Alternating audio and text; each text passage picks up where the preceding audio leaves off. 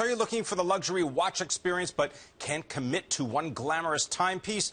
Of course, this is a good problem to have, but in a world where leasing or renting a private jet, an automobile, even a house is possible, why not the same for a beautiful limited edition watch? Well, Randy Brandoff founded a private membership program for these time-challenged individuals.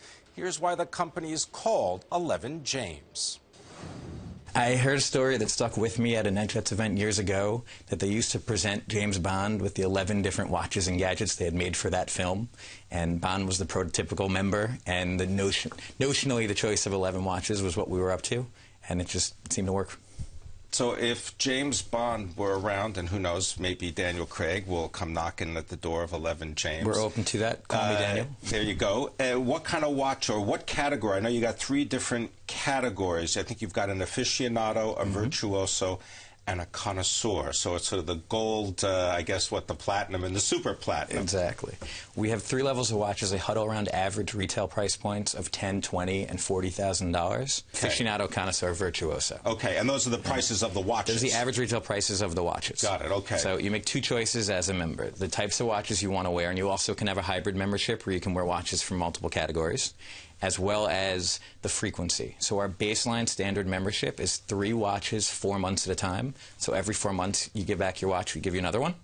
If you want more variety, you can do 6 watches 2 months at a time. Or for someone who has a bunch of watches at home and wants to dip their toe, 3 watches 2 months at a time, where basically every other month, you'd go back and forth from wearing your own to wearing ours. What's the most popular watch model that people are looking at? At this point, we have 30-plus brands and hundreds of models, so it would be very difficult to to say just one. All right, well, give us a couple. We're talking because I know that you've got things like Rolex, you've got Breitling, Cartier, IWC, a whole bunch of them. Those are all very popular. Oh, go ahead. Our watches huddle around 4 different pillars: latest, greatest new models, iconic brands and models, discovery, as well as vintage.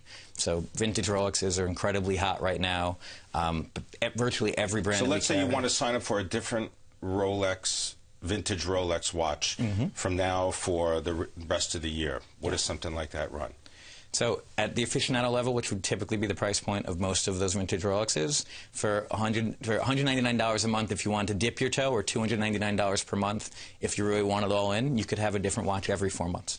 Do you get to buy them? I mean, let's say you like it and you can buy it as well? We do. We have a really robust rewards program where basically everything you do as a member, by being a good member, returning your watches on time, renewing, and every time you refer a friend or a colleague, you're earning points very quickly. Those points equate to additional watches, upgrades, complimentary membership, and especially the ability to trade in points for ownership. So you'll call us up, you'll say, hey, I love this Rolex Daytona. We'll say, you have 85,000 points, keep it. It's our pleasure. What about those Apple watches, right? I mean, I'm sure you've been aware of the move, wearable technology. Any chances that's going to be something that you guys might think about?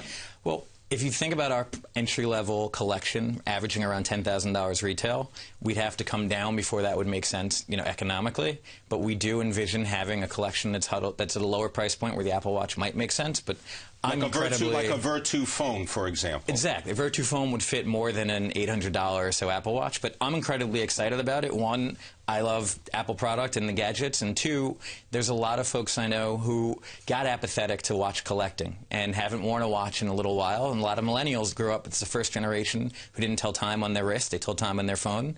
And now you're going to get people back wearing things on their wrist. And a lot of people are going to be like, wow, I kind of like this, but I don't want to wear the exact thing everyone else is wearing. And 11 James allows me that variety.